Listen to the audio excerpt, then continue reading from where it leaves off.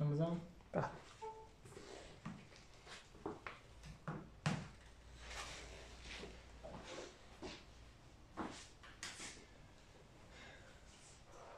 درود و احترام محضر سروران عزیز، بزرگوارانی که آنلاین ما در خدمتشون هستیم و دوستان و سرورانی که به صورت آفلاین جلسه رو باهاشون پیش خواهیم گرفت در کانال آپارات و یوتیوب.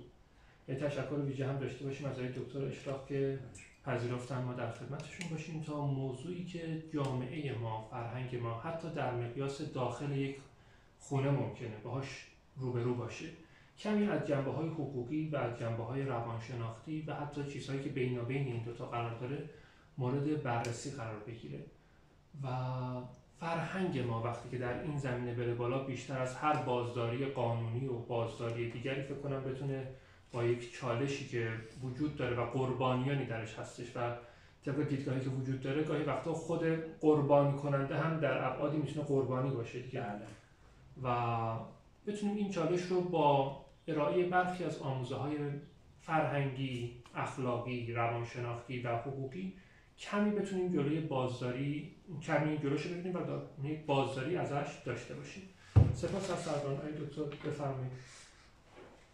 به نام خدا، عرض سلام خدمت دوستان و عزیزانی که به صورت مجازی و در لحظه تماشا میکنن این کار علمی رو و دوستانی که بعداً به جمع ما ملحق میشن و از طریق رسانه‌های مرتبط با موضوع که بعداً اعلام میشه این محفل رو دنبال میکنن، عرض سلام دارم. بله، همونطور که آقای دکتر فرمودن ما بحثی داریم تحت عنوان تجاوز به عنف، آثار آن و از منظر حقوقی هم ادله اثبات و بحث موقوفی. خب از نظر تعریف این جور ما چون صحبت از تجاوز میکنیم منظورمون همون زنا هست و اول باید بدونیم که نفس زنا چه تعریفی داره، چه ماهیتی داره، بعد وارد عنصر عنف بشیم. در ماده 221 قانون مجازات اسلامی مصوب 92 زنا تعریف کرده. میگه زنا عبارت است از جماع مرد و زنی که علقه زوجیت بین آنها نبوده و از موارد وجهی به شبهه نیز نباشد. حالا اینکه حقوقدانان دنبال میکنن، تقریبا دوستانی که روانشناس هم هستن تا حدودی این معنا رو درک میکنن.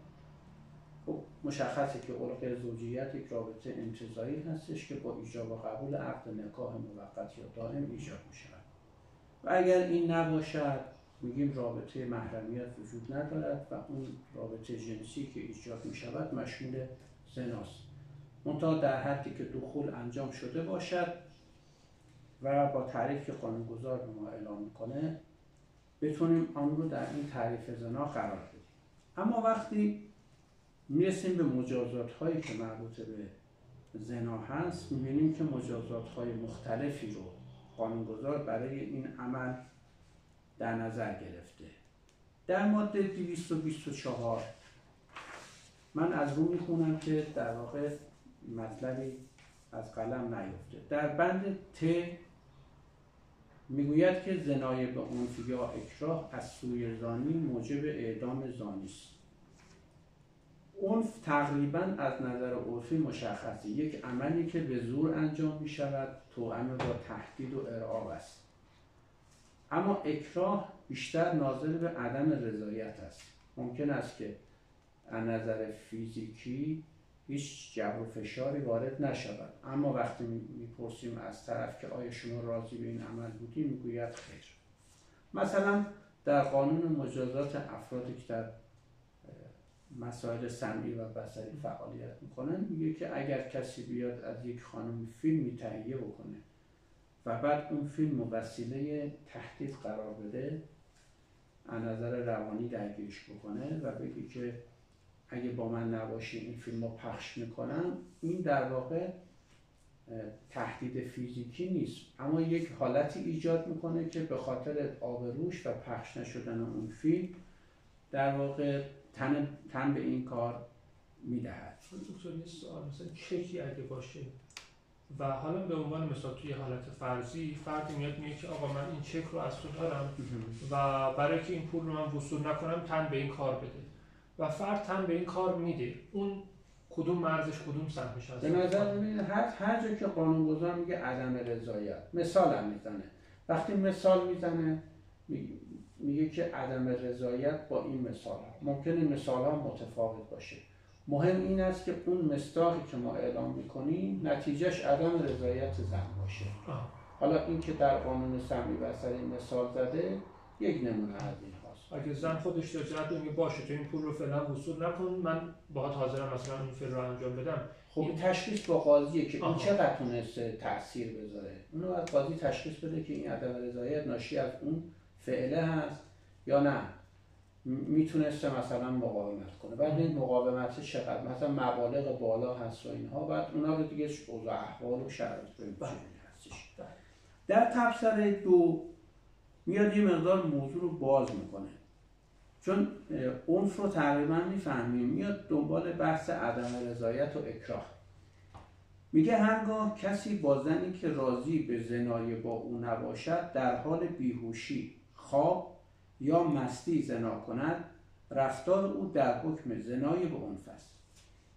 میخواد بگه که از نظر ذاتی این زوری به کار نرفته. از نظر ذاتی من بیام دست و پای یکی رو ببندم و این عمل انجام بدم نیست، اما اون همین عنصر دوم که میگم عدم رضایت هست.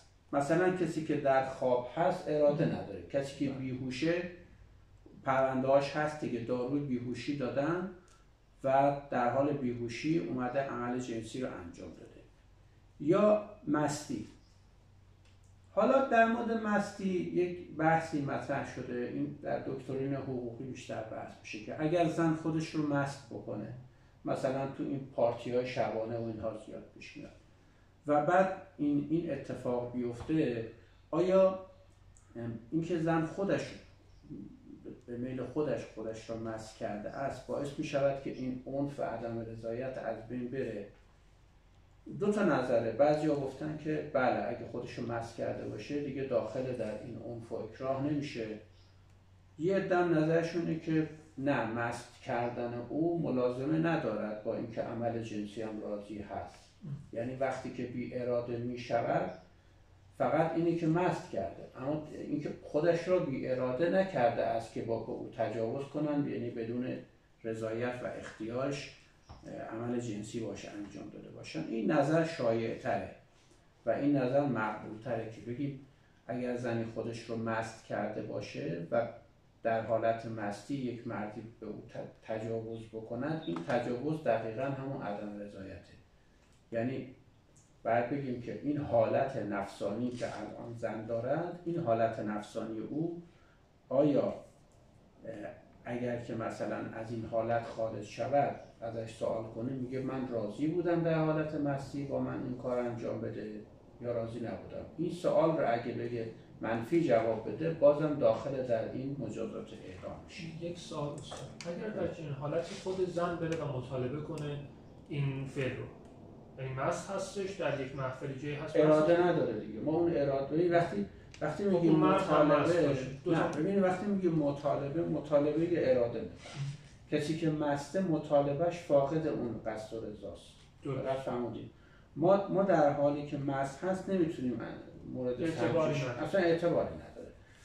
بعد از اینکه از مستی خارج میشود ازش سوال میکنیم که آیا شما اگر مست بودی راضی بودی که این کارو با شما انجام بده، الان که از حالت مستی خارج شدی جواب منو بده؟ میگه خیر. این نشون میده که اون مست کردن ملازمه با این رضایت نداره. اگر هم بهش مشروب بخورونن مست کنن که دیگه موضوعش مشخص. اگه مرد هم مست باشه اینو در ادامه بهش پردازین یا نه؟ الان اونجا بحث فرق میکنه. اگر در قتل هم میگیم، مثلا در باب قتل میگه یا اصلا در باب جرم کلا میگیم اگر کسی جرأت نداره بره یک قتلی رو انجام بده، اما میدونه اگه مواد مخدر یا مواد مثلا فرض کن روانگردان یا مشروبات الکلی مصرف بکنه، به یه حالت نفسانی میرسی که جرأت پیدا میکنه و به خاطر اینکه بره شخص ب را به قتل برساند، خودشو مست میکنه یا مواد مصرف میکنه. بله. اینجا این قتل عمده، یعنی من خودم آمدم با یک قصدی که نهایت قصد منه، یک مقدمه ای رو خودم ساختم با میل و رضایت. اینجا قتل عمده.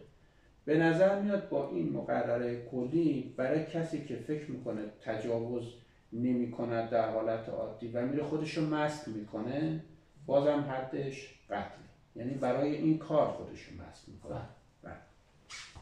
خب بعد ادامه میده، میگه در زنا از طریق اغفال و فریب دادن دختر نابالغ. اینجا فقط میگه نابالغ، یعنی فرض رو برای میذاره که دختر نابالغ فریب میخورد و اگر کسی با او بیاد این عمل رو انجام بده از طریق اغفال و فریب، برای فرد بزرگسال این فرض نیست. جمله رو قطع میکنه. بعد میگه یا از طریق ربایش، آدم ربایی میکند که تو این پرونده‌ای که میخوایم صحبت بکنیم ادعا این است، یا تهدید و یا ترساندن زن. این تهدید یا ترساندن زن میتواند یک تهدید فیزیکی باشد یا همون چکی که شما میگین اگه این کارو نکنی، یه موقع مثلا چاقو میذاره زیر گلوش میگه اگه با من نباشی میکشمت. این دیگه مظهر کامل در واقع یک تهدید مادیه. اما یه موقع هستش که میگه اگه با من نباشی فیلم تو پخش میکنم، اونم یه جور تهدیده. قانونگذار عام میگه، هر دوتا رو میگه.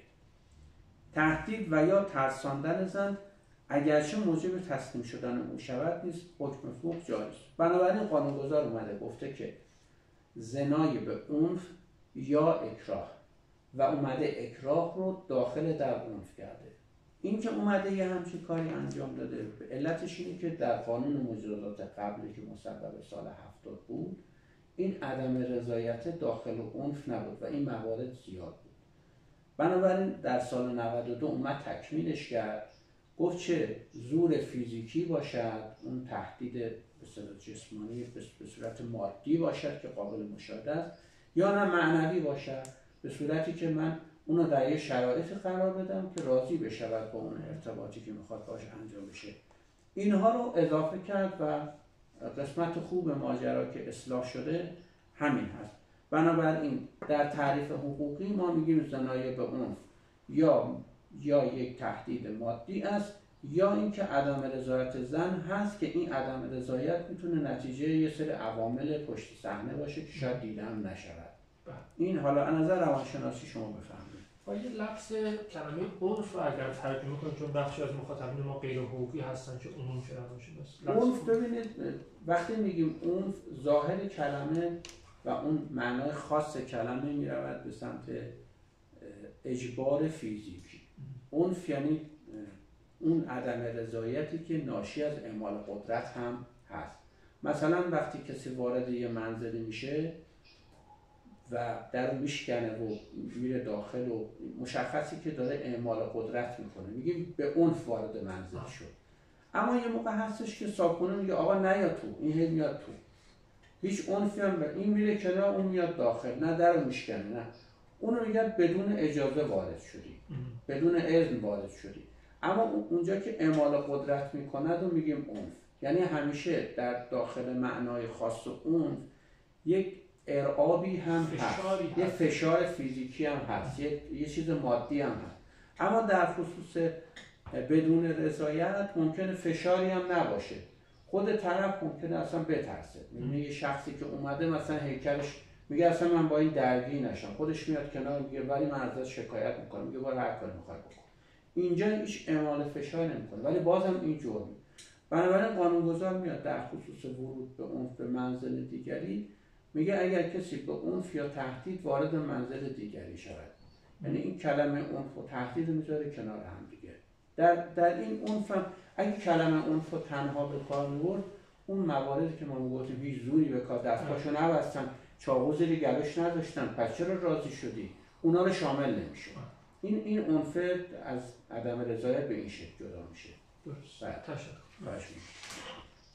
این قطع بس.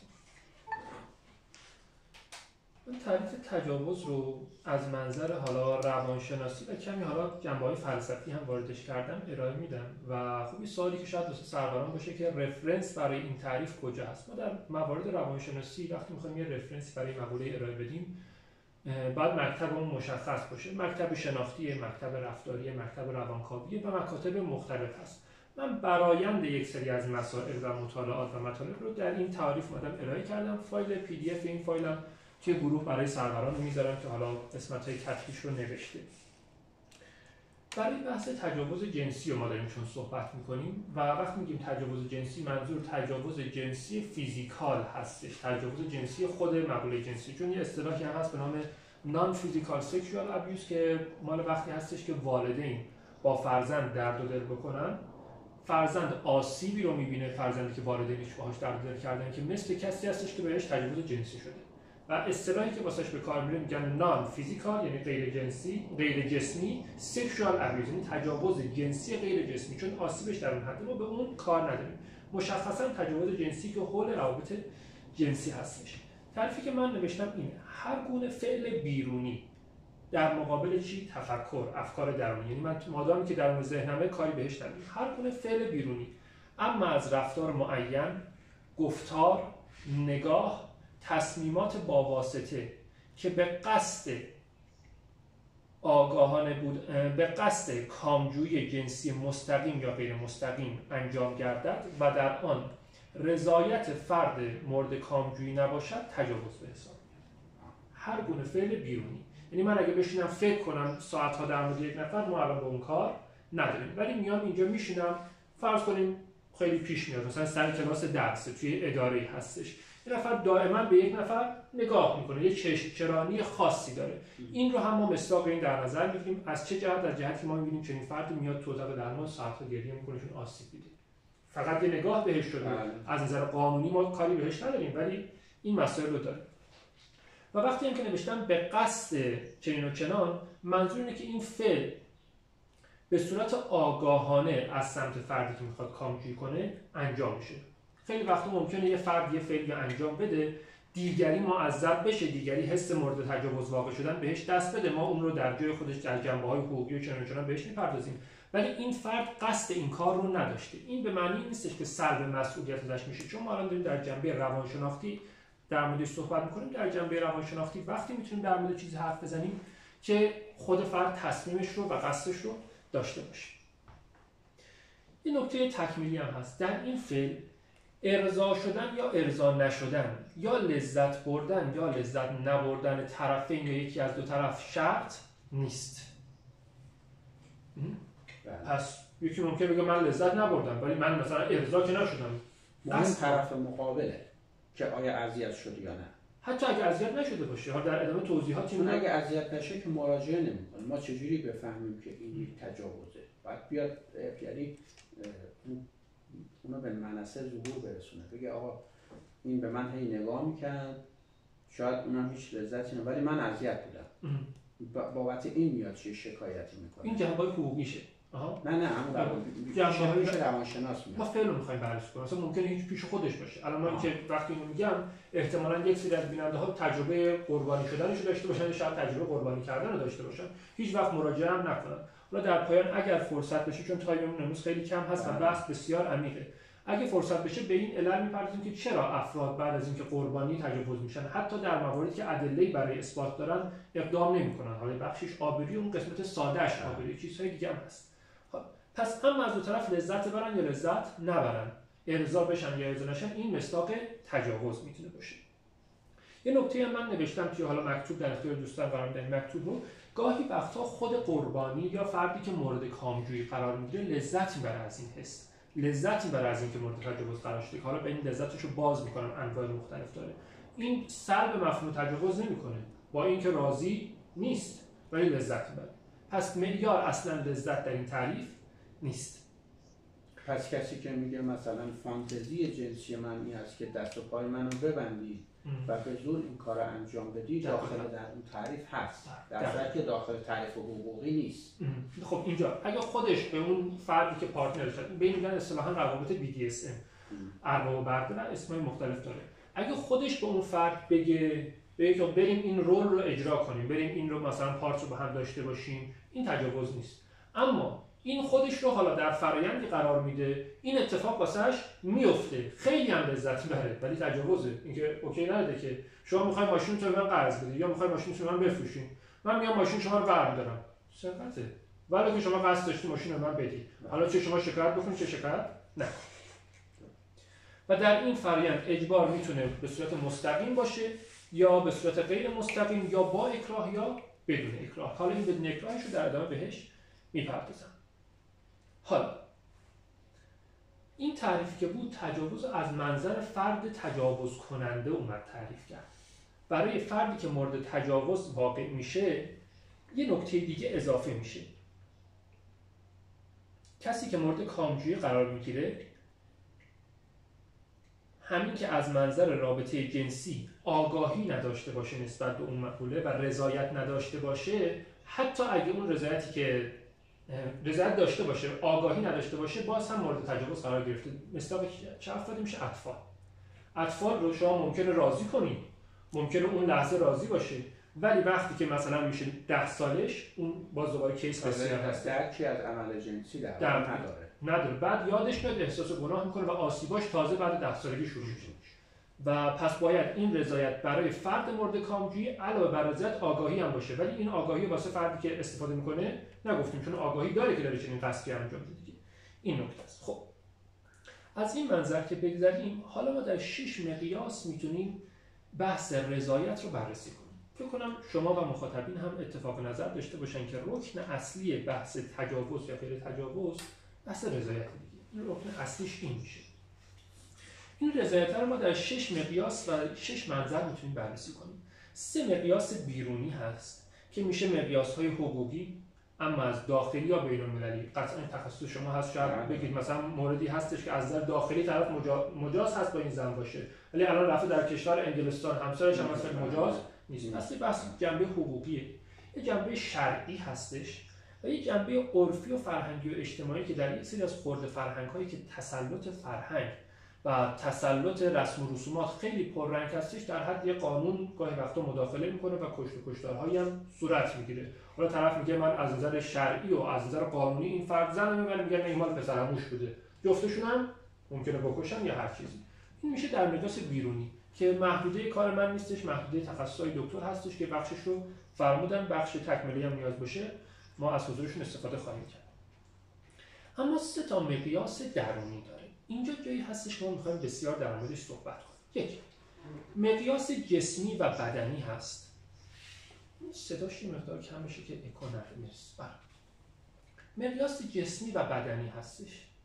مقیاس جسمی و بدنی برای رابطه جنسی، برای زن در حالت معمول خودش، در حالتی که سنش خیلی چنین و چنان نباشه، بالا نباشه، و یک موردی هست بعد از اینکه مقیاس آخر رو گفتم میگم در حالت معمول اینه که زن اولا جسماً بخواد انقباضات بیش از اندازه نداشته باشه که حالا در ادامه من باز میکنم یه مقدار به اصطلاح رومون باز بشه بیشتر به دوستان، و جسمش اوکی باشه. حالا بعد این اوکی باشه رو مهم هست شما بدونید و بازش میکنید. این مقیاس جسمی، طرف رضایت جسمی داره. مقیاس دوم و مقیاس پنجم بنایی میشه، مقیاس دوم درونی میشه.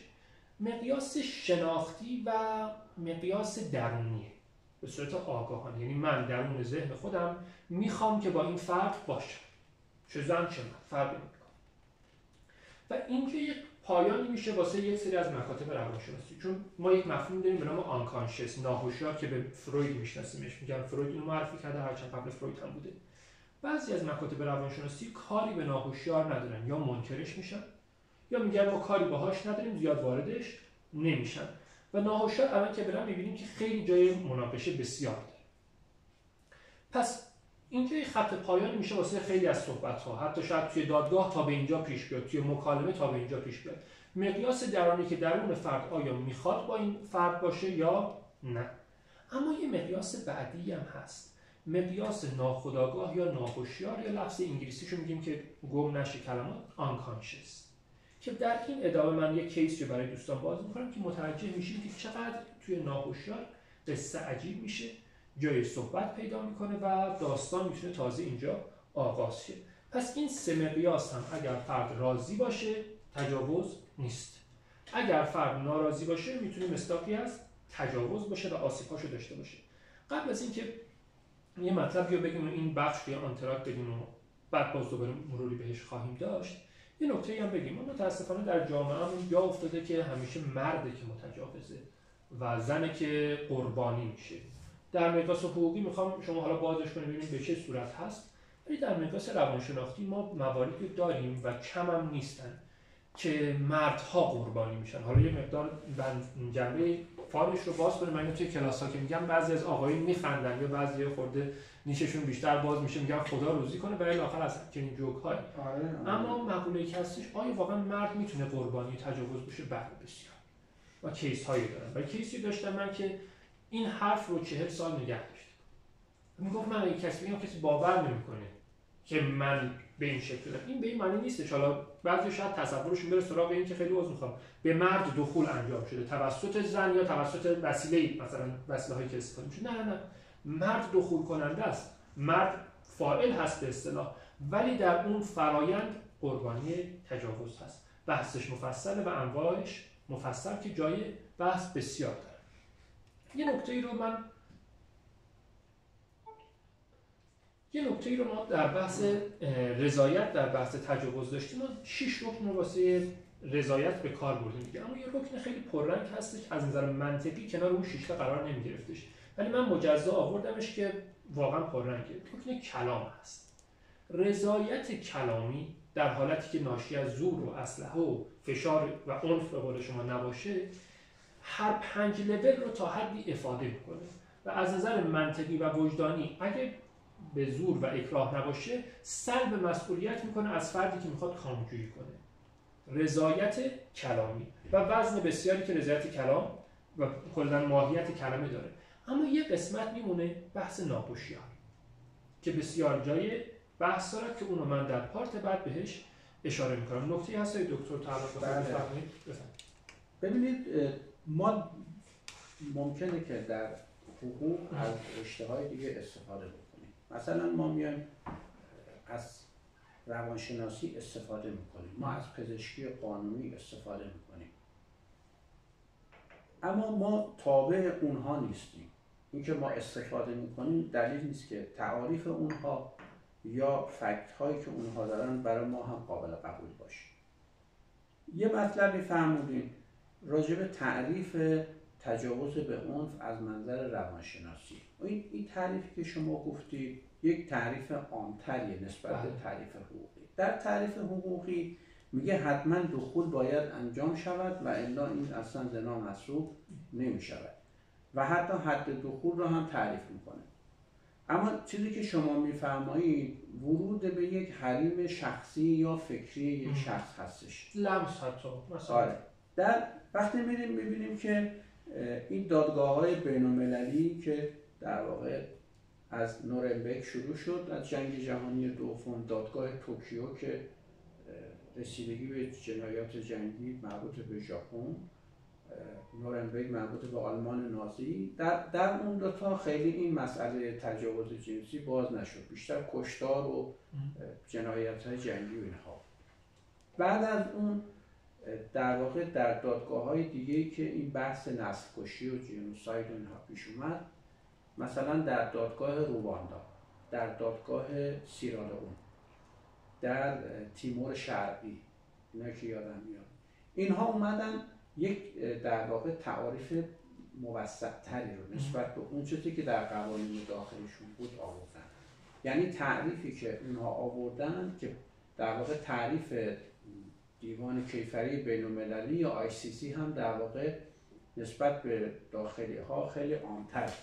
اونجا اومد گفتش که هر گونه در واقع ایجاد روابط نامشروع، بازم مال شما عام‌تره ها، گفت هر گونه ایجاد روابط نامشروع یا آزار جنسی که حتی دخول هم نباشد، اینها رو داخل در تعریف تجاوز جنسی آورد و به تبعیت از اونها این دادگاه ها هم اینها رو داخل در تجاوز آوردن و مجازات‌های سنگین براش در نظر گرفتن. بنابراین این که فرمودید ممکنه که در حقوق بین الملل یک تعریفی باشد، در حقوق داخلی یک تعریف، ما چون تعریفامون برگرفته از فقه امامیه هست، ما تعریفمون رو تو اون شروع بردیم. مثلا در مورد بلوغ هم همینه، ما تعاریف بین الملل رو در بلوغ قبول نداریم. در مورد سن ازدواج ما اون تعاریف رو نداریم، ما همون فقه امامیه هست و بر اساس همون جلو میریم. یکی این مطلب بود. یکی در مورد این بود که آیا در قانون ما مرد میتواند قربانی باشد؟ من از رو ماده میخونم، شما ببینید برداشت خودتون چیه. میگه زنای به عنف یا اکراه از سوی زانی که موجب اعدام زانی است، یعنی مرد. ما زانی رو میگیم مرد، زن رو میگیم زانیه. خود تای تنیس نشون میده. و بعد میان میگه هر کسی با زنی که راضی به زنای با او نباشد زنا کند. اینجا دوباره خانوم رو میذاره کنار دیگه. بنابراین طبق تعاریف که من تو قانون نگاه میکنم و اون دکترینی که وجود داره و رویه قضایی، در حال حاضر در این مورد که مرد بتواند قربانی تجاوز جنسی باشد تو قانون خلأ داره. پس این فرض و این کیس اصلا در قانون فعلی ما تو دادگاه اتفاق نخواهد افتاد. ولی از نظر روانشناسی میفرمایید هست، منم میدونم هست، ولی عنصر قانونی نداره. این سوال جالبی که پیش اومد، چون بخشی از فقه بحث قرآن هم بخشی از داستان حضرت یوسف اگر رخ میداد اینجا خلأ قانونی داشتیم با این. آره دیگه، اون شروع به جمعون بود دیگه، تا جایی که بعد پیش بره نرفت دیگه. شاید اونجا میشد یک چیزی ازش استخراج کرد، ولی خب به قول شما پیش نرفت. مطلب بعدی که فرمودید، گفتید که ممکنه در بعضی مواقع عرف بیاد یک چیزایی رو برای ما تعریف کنه از تجاوز که ما در قانون اینها نداشته باشیم. ما حالا ملاکمون چیه؟ باز قانونه. ما اگر قانون ما خصوصا در موارد کیفری، اگر قانون ما حکم صریحی داشته باشد به اون عمل میکنیم و هر جا که حکم صریحی نداشته باشه میگیم اون حکم نیست، یعنی به عرف دیگه رجوع نمیکنیم. تو قوانین مدنی هم تا جایی به عرف مراجعه میکنیم که قانون اجازه داده، میگه در این موارد شما میتونی به عرف مراجعه کنی، در این ماده شما میتونی به عرف مراجعه کنی. جایی که اجازه نداده نمیتونی مراجعه. در حالی که عرف خودش منبع حقوقه ها، یعنی بعضی مسائل مثلا حق کسب و پیشه که تو این مغازه‌های قدیم بود، سرقفلی و اینها، در قانون نبود. اول کاسبا این کارا رو انداختن، بعداً قانون اومد بهش اضافه شد. یعنی قانون دنبال روی عرف بود.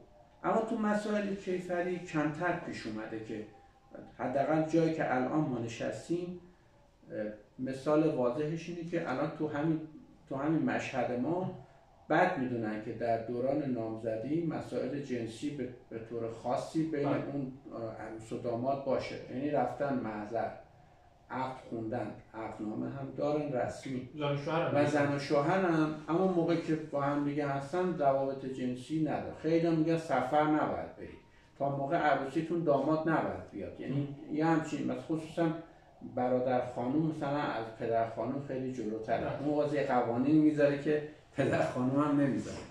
اینا عرفه. ولی اگه آمد و اتفاقی بین این دو تا افتاد، خب این شرعی دیگه، ما میریم سراغ شرع و قانون. اینجا بعضی وقتا عرف قوی‌تر عمل میکنه و کاری هم نمیشه کرد، عرف جلوتر حرکت میکنه، ولی قانون چون تابع شرعه این مسائل رو نداره. این سه تا کامنتی بود که من گفتم توضیحات شما هم داشته باشم.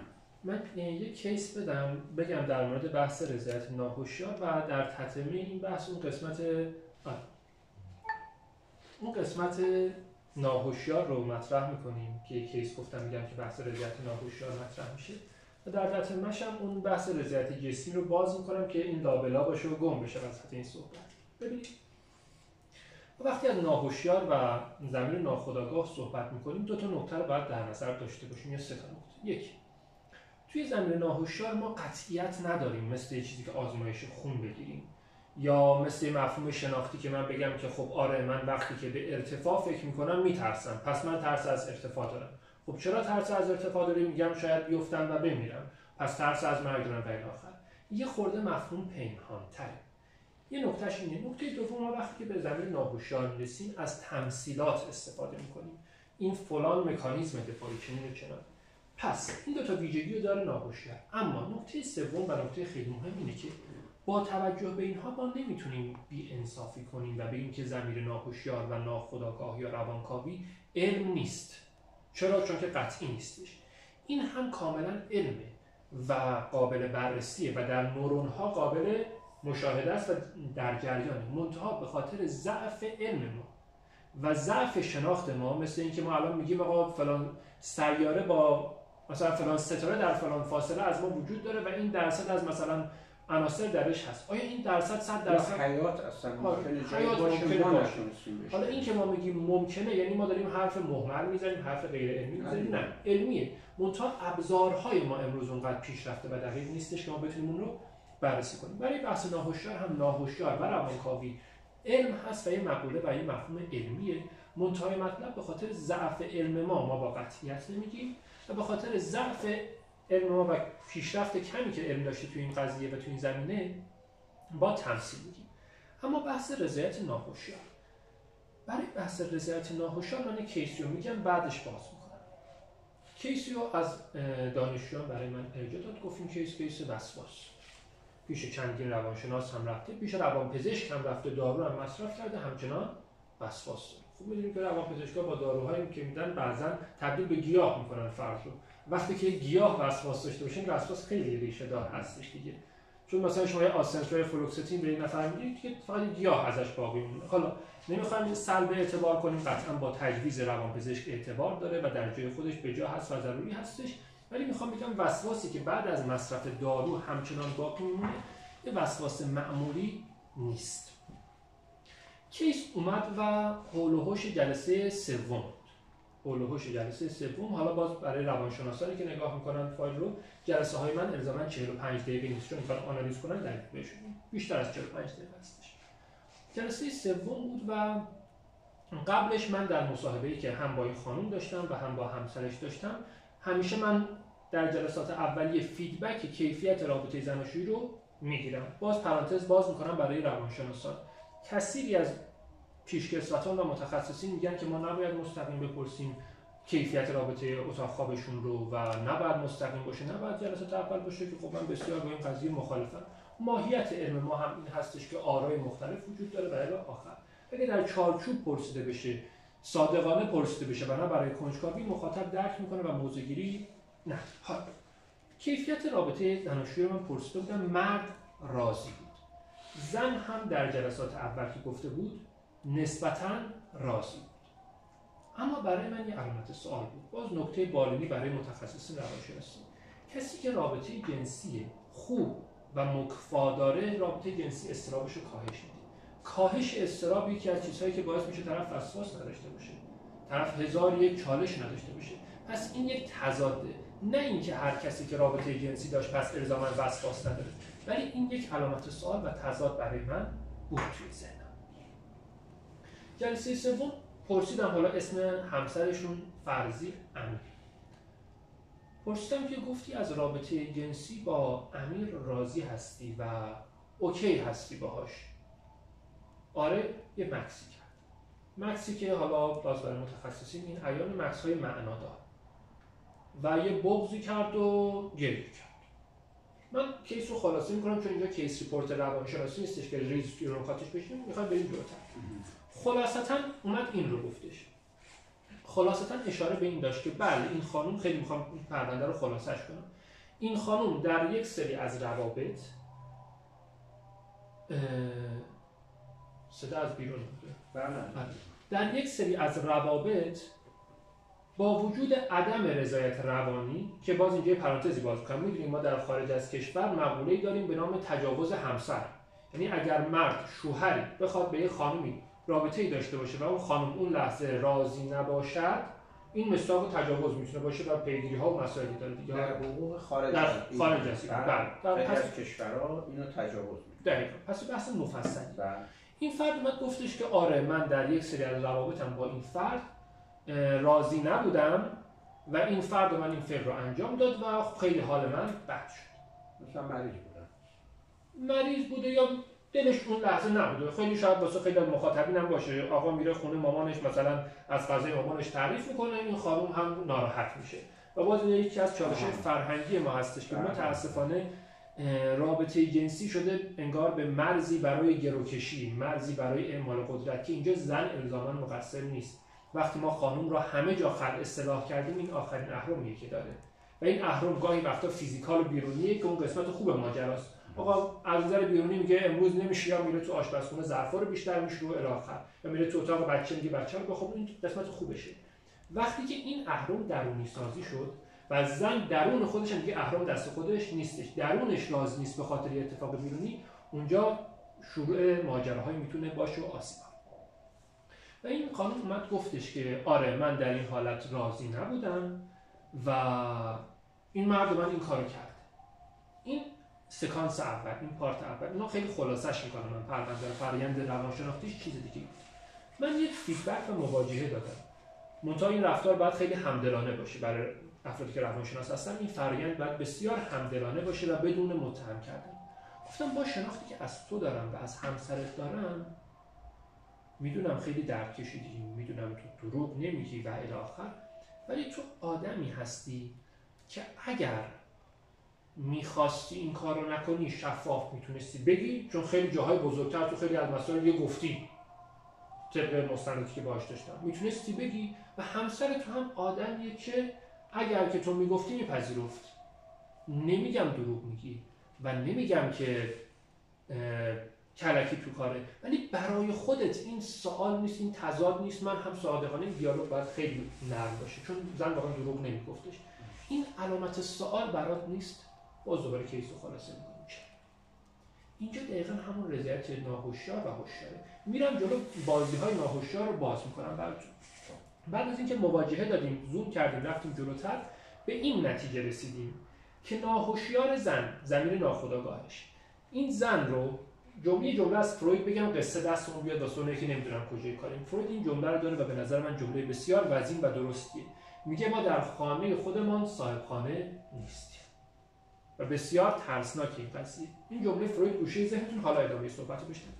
ناهوشیار زن اومده زن رو در این رابطه جنسی قرار داده که خب همسرشه، اومده توی فرایندی قرار داده که زن کلاما بنا به هر دلیلی نگه که راضی نیست، با اینکه الان منطقاً نگاه میکنیم هم پتانسیل گفتنشو داره و هم اگر میگفتش مرد میگفت نه.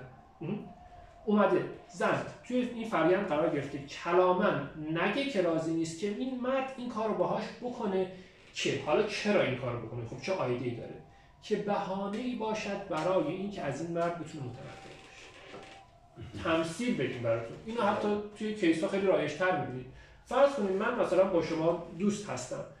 بنا به قسمتی از ناهوشیار من با شراکت با شما اوکی نیست، با دوستی با شما اوکی نیست. من میام میدان میدم به شما که شما این پولی از من قرض بگیری و من میدونم شما این پولو پس نمیدی یا به موقع پس نمیدی و من هم مهمه برام. ولی این حالا اینو وقتی از بیرون فرد نگاه کنی تضاد نمی‌بینی. تو برات مهم بود و میدونستی این پس میده، چرا پس دادی؟ و تو هم نمی‌تونی بگی تو رو درواسی بودم چون روحیات تو میشناسی.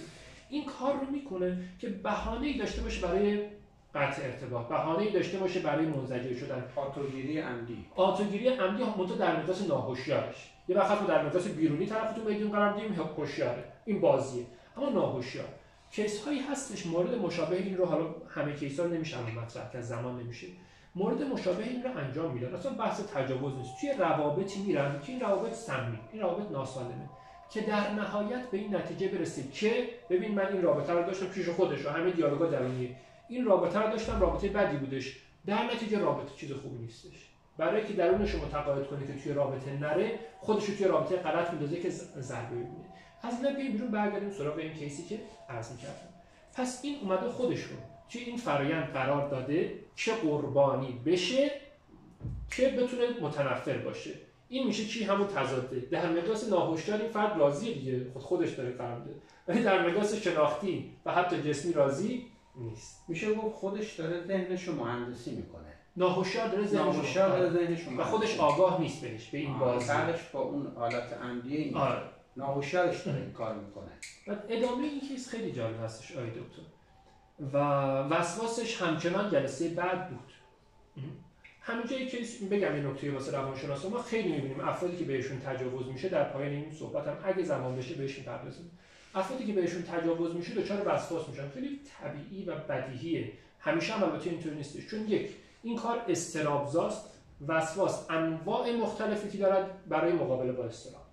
یه حالت دیگه هم اینه که حالت کثیف بودن به فرد دست میده، چون یا یه فعل کثیف باهاش انجام شده، معنای کثیف روانی، یا حالت جسمی، بعضی که بهشون تجاوز بیرونی میشه، جسم من کثیف شد به الی آخر، و این میتونه تقابلی باشه با اون بحث کثیف بودن.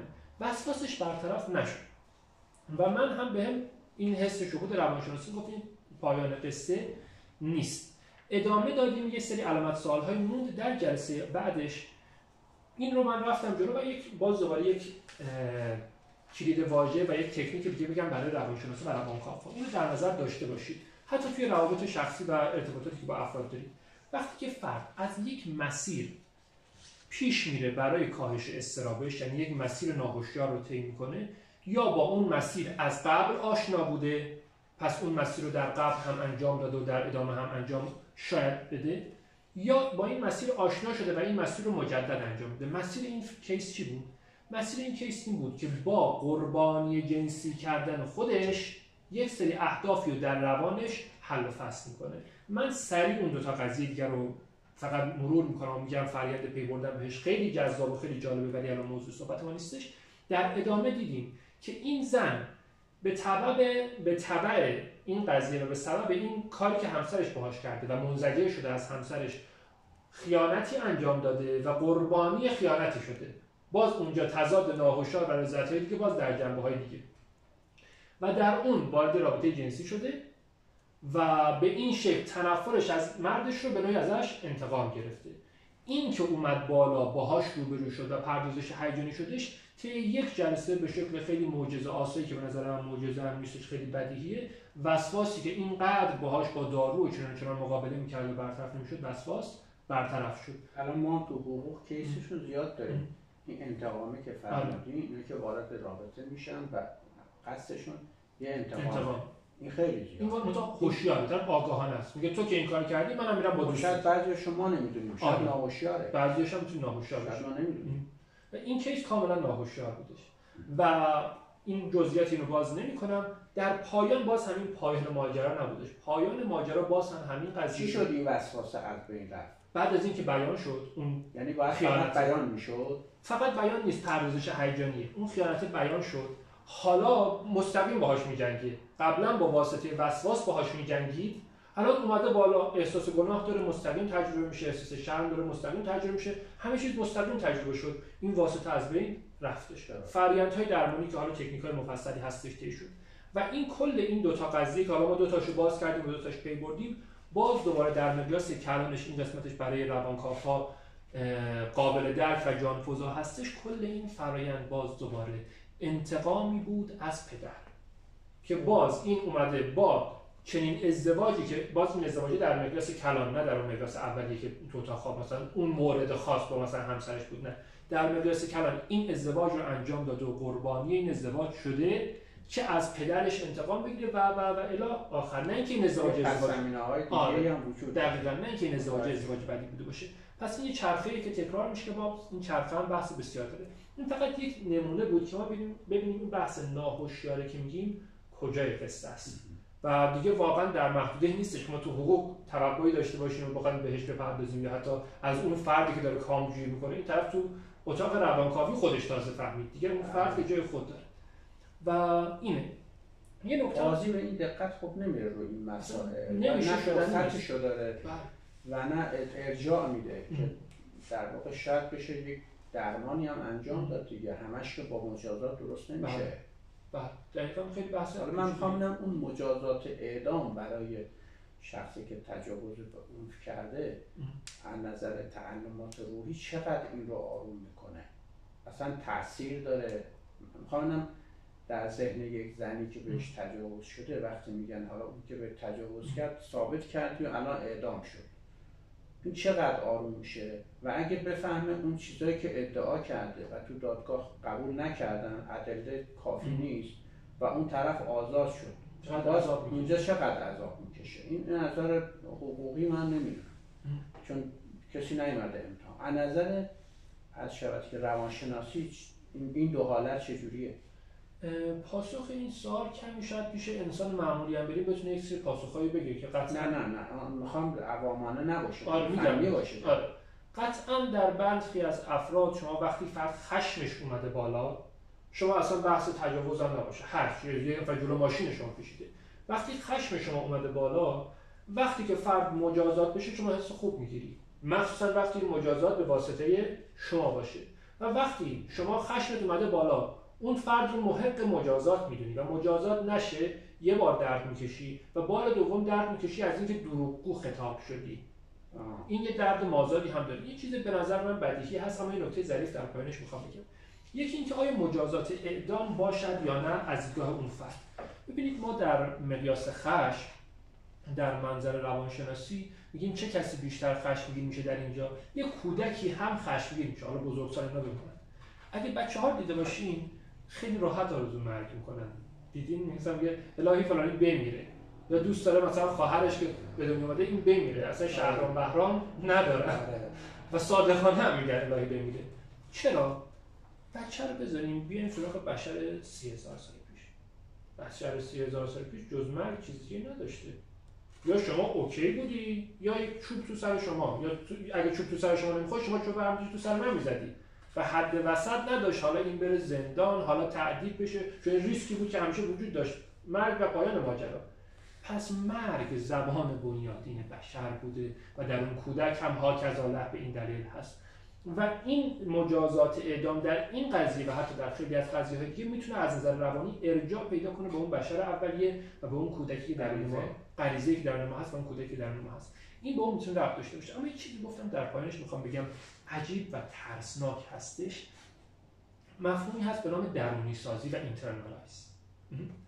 اینو بازش نمی‌کنم الان، فقط اشاره می‌کنم در پارت پایانی صحبت، اگه چون بعد می‌خوام اگه فرصت بشه به بحث قربانی تجاوز هم بپردازیم که چه حالاتی داره، اونجا بازش می‌کنم. فقط خلاصش اینه: فردی که قربانی تجاوز شده بخشی از متجاوز رو درون خودش درونی سازی کرده، ساخته و درون خودش داره.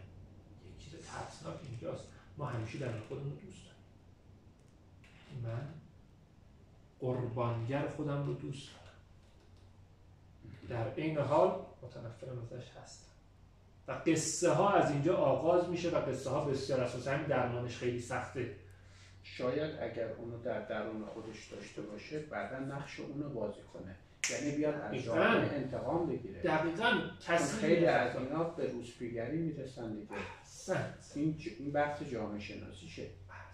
کثیری از متجاوزین قربانی تجاوز شدن. فکر کنم خفاش شب اینطور بوده. یا مثلا در کودکی یک اتفاقی براش افتاده، در بزرگسالی میخواد جبرانش کنه. دقیقاً. این خیلی راست میگین وحشتناکه. کثیری از متجاوزین قربانی تجاوز شدن. دوم، اونهایی که بهشون تجاوز میشه قربانی تجاوزهای بعدی میشن یا روسپی میشن. باز دوباره روانکاوانه که نگاه میکنیم با مشکوکی و بدبینی روانکاوی میگه آقا این تجاوز صورت گرفته، تو قربانی قبول. اونم به تو تجاوز کرد. شما منطقی نگاه میکنید میگم مارگزیده از ریسمان سفید و سیاه میترسه، تا یا مسلمون از یه سوراخ دوبار گزیده نمیشه. آره. مثلا ولی در حالت معمول افرادی که مورد تجاوز قرار میگیرن دیگه رابطه معمولی هم سمتش نمیتونن برن. حالا اینجا باز قبل از اینکه صحبت ادامه بدم این پرانتز باز کنم، نه اینکه دور از جون این افراد دروغ میگن، نه اینا یک داستانی تو روانشون هست، نه اینکه بگه پس بار دوم تقصیر خودت بود پس برو پی کارت. نه اصلا منظور این نیستش. مقوله‌ای که رخ میده در این افراد که قربانی‌های بعدی میشن یا میرن روسپی میشن و به روسپیگری روی میارن اینه که اینها میخوان سناریوی قربانگاه رو دوباره تکرار کنن مگر اینکه این دفعه قربانی نشن. یعنی کاری که ما تو اتاق درمان گاهی وقتا میکنیم، میگیم حالا بابات اومده کتکت بزنه، اصلا بحث غیر تجاوز، چون ما برای تجاوز شبیه سازی نمیکنیم، برای به دلیل درمانیشو بعد خواستیم میگم بهتون. برای تجاوز این کار نمیکنیم ولی برای زمینه‌های دیگه این کار میکنیم. میگم خب بابات الان اومده کتکت بزنه، خب حالا تو ذهن تصور تو الان وایستا یا این بزرگسال الانت میره سراغ اون کودک میگه جلو واقعا رو بگیر، باهاش صحبت می‌کنی تو حرفاتی بزنی به الاخر. یعنی اون قربانگاه تکرار میشه، این دفعه مدار به شکل دیگه‌ای بسته میشه.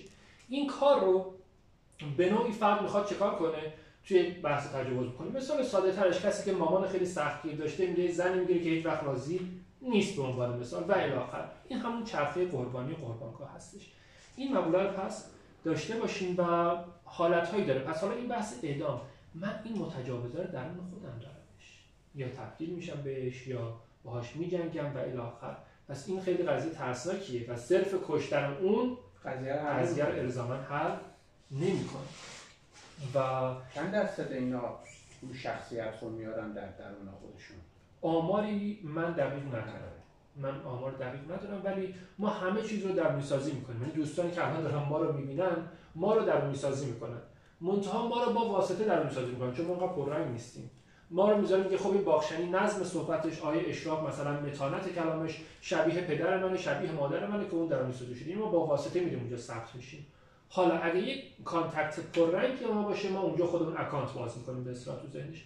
ولی همیشه فرآیند درونی‌سازی و حتی تصور درون تا حدی هست. یه نکته‌ای بود من می‌خواستم بگم در رابطه با تجاوز، این بود که گاهی وقتا مقیاس ناهوشیار، نکته پایینیشو بگیم و بحث جسمیشون رو بذاریم باز تایم دیگه. مقیاس باز چند تا سوالم هنوز دارم. بفهمم که من با سوال دارم. مقیاس ناهوشیار وقتی که الان که دیگه یک ذره از پیچیدگیش دست اون اومد که چی به چی هستش اونجا و دنیایی هستش در فرآیند ناهوشیار، مقیاس ناهوشیار ممکنه دچار تضاد بشه. یعنی یه وقت هست من بیرون دارم میگم خب الان مثلا من پولم رو تو بانک بذارم یا طلا بخرم یا دلار بخرم، بیرون تضاد من فکر میکنم بهش. اما یه وقت هست درون منه، یه دل میگه برو یه دل میگه نرو. حالا چرا میگه برو چرا میگه نرو؟ پس ما وقتی میگیم ناهوشیار باز پایان قصه نیستش، شروع دیگری داره که خب یه قسمتی از وجود میخواد یه کاری بکنه، یه قسمتی از وجود نمیخواد. بازی‌های مختلف اونجا رخ میده که بهش میگن امبیوالنس یا بهش کانفلیکت میگن، یه مقدار متفاوته. و به خاطر این هم هستش که مکانیزم‌های دفاعی میاد برای دوپاره‌سازی که توی فیلم و عدالت برای همه که با شما فیلم تحلیل کردیم یه جنبه‌های از اون باز تو که یه مقدار پرونده شباهت‌هایی به پرونده امروز هم داره. توصیه می‌کنم سروران فیلم و عدالت برای همه رو ببینن و با تحلیل آقای دکتر اشراق و من هم این فیلم وجود داره. من سوالات شما در خدمتتون هستم. ببینید ما یه اصطلاحی داریم آقای دکتر تحت عنوان رقم سیاه. رقم سیاه در واقع جرائمی هستن که ارتکاب پیدا میکنن اما تعقیب نمیشن یا کشف نمیشن یا شاکی شکایت نمیکنه که اینها در عدالت در واقع قرار بگیرن. من یه مقاله میخوندم چند وقت پیش، عین جملهش اینه، میگه قانون و رویه قضایی سعی در پنهانکاری و عدم ارائه آمار دقیق تجاوز به عنف دارند. ایشان عقیده دارند که این پنهانکاری آنها ناشی از آن است که به عقیده، حالا اینجا گفته توهم، من جالب نمیدونم، به عقیده برخی از متولیان جامعه شفاف سازی مسائل ضد اخلاقی موجب اشاعه و گسترش آن میشود.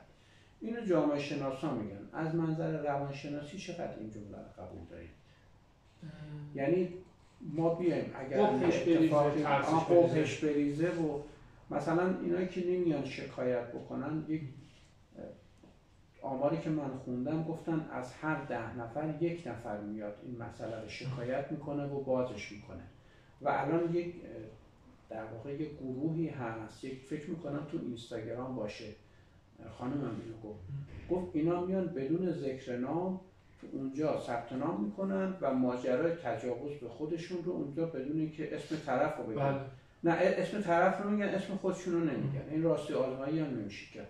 و وقتی این خیلی زیاد میشه، مثلا میگن آقای ایکس کارگردان فیلم فلان، بعد انقدر اینو میگن که دستگاه قضایی حساس میشه، میره دنبال تحقیق.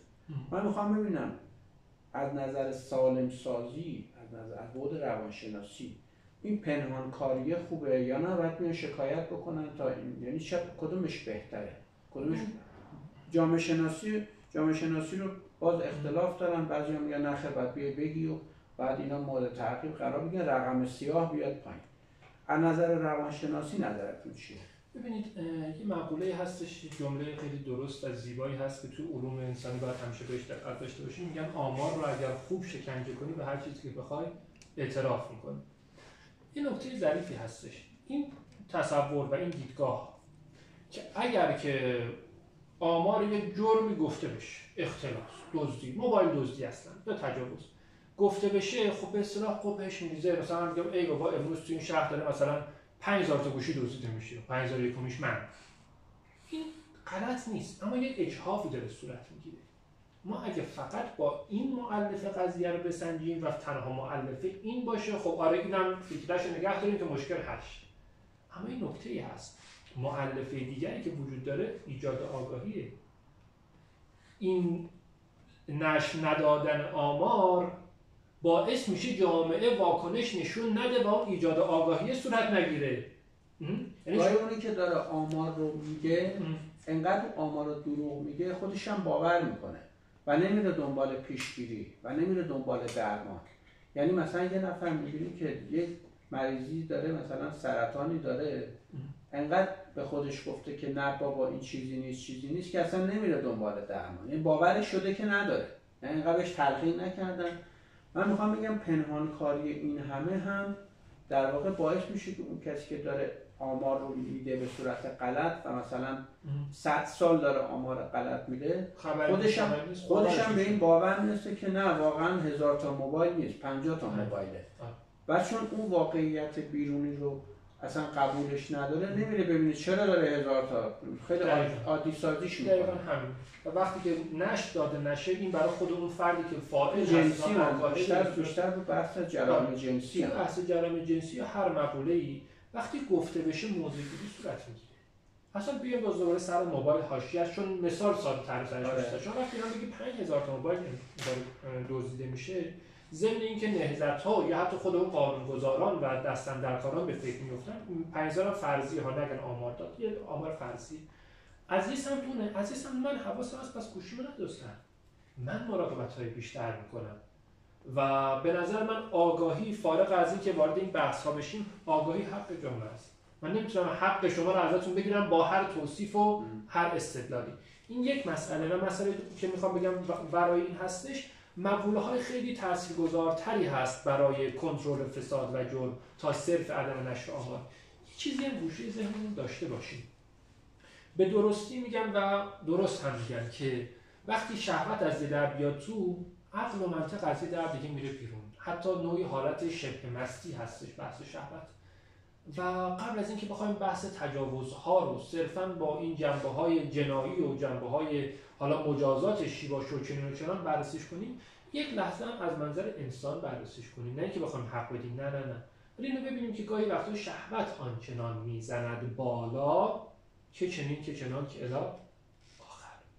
و خب حالا آیا ما میتونیم مداخله‌گرهایی داشته باشیم، اصولی یا هر چیزی، که کار این چنین به استخون نرسه در اون جنبه یا نه؟ اینم گوشه ذهنمون داشته باشیم. این همش 2 تا 4 تایی روی کاغذ نیستش، چون قوی ترین غریزه در بدن غریزه جنسی. من میام مغز رو، حالا من که دیگران این کار کردن، به 3 قسمت تقسیم می‌کنم: ساقه مغز، لیمبیک سیستم یا مغز میانی، به ساقه مغز خزنده هم میگن، یا کورتکس یا مغز تحلیلگر که ما رو انسان کنه هم کورتکس. مقوله جنسی در هر 3 تا اینها نماینده داره.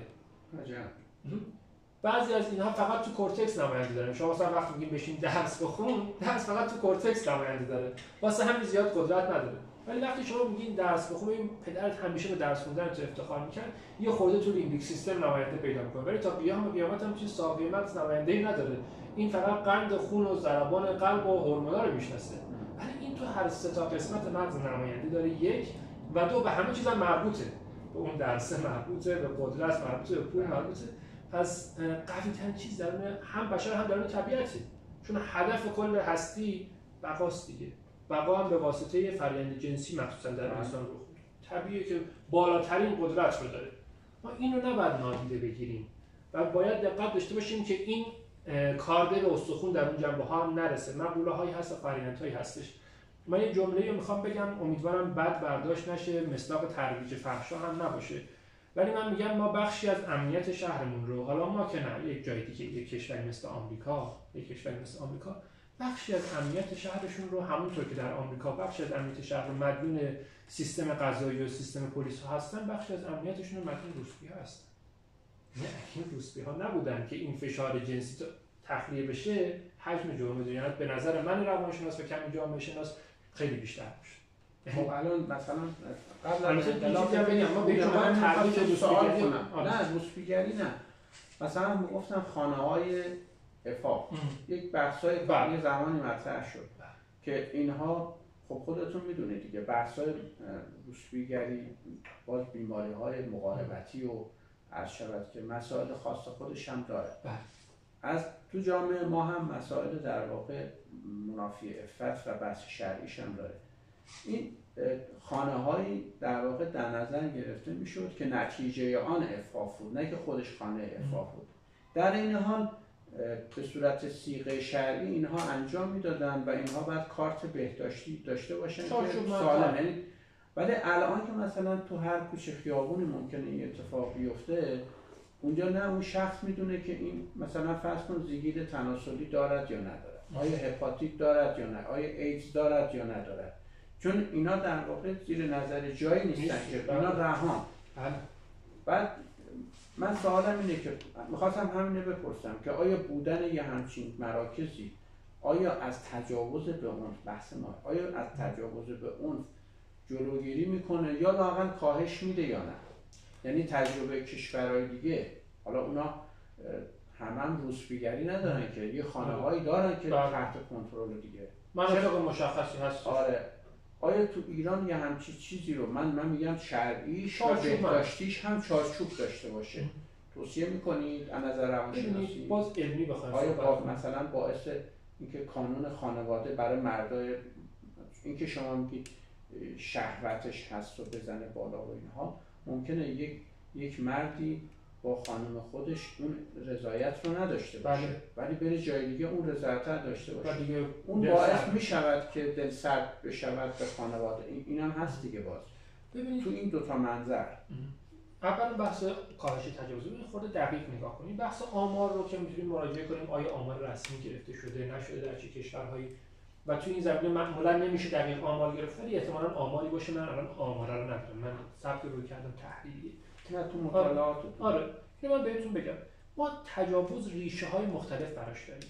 یک ریشش فشار جنسیه، یک ریشش خشمه، یک ریشش بحث فانتزیه که اشاره کردیم ما در ادامه بهش اشاراتی خواهیم داشت. اون درصدی که تحت تاثیر فشار جنسی باشه خب طبیعتاً کم میشه، تا حدی کم میشه. این مسئله هست. پس همه چیز تجاوز این نیست. اما این صحبتی که من هم گفتم خیلی کلانتر بودش. گفتم اصلا چاقوکشی، اصلا سرقت، اضطراب جنسی جامعه که کم میشه، حالا اصولی یا غیر اصولی با تمام آسیب‌های بهداشتی غیر بهداشتیش، من دارم بحث فیزیولوژیک میکنم به اصطلاح. اضطراب جنسی کم میشه، اصلا بعد از رابطه جنسی هورمون‌ها و انتقال دهنده‌های عصبی که در بدن ترشح میشه، این تحت تاثیر قرار میده مقداری خشونت اجتماع و مسائلی در اجتماع کم کنه.